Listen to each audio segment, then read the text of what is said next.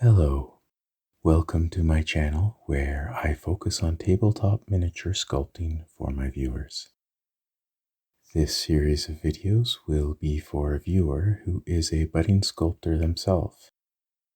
Robogi collects Warhammer minis and has asked for my help in guiding him through the process of sculpting a mini himself.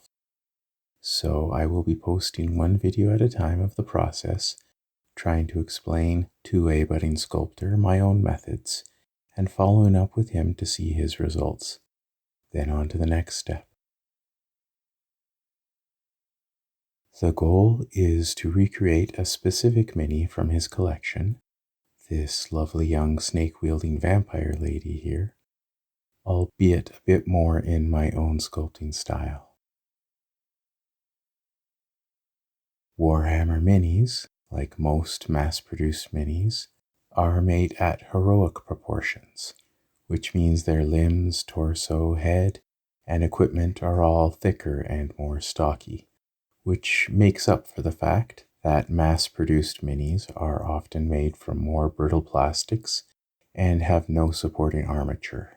If you've seen many of my own videos, you may have noticed that I aim for more lifelike proportions. So if you plan to follow along with this project like Robogi, keep in mind that you can always thicken the proportions if you want as you go.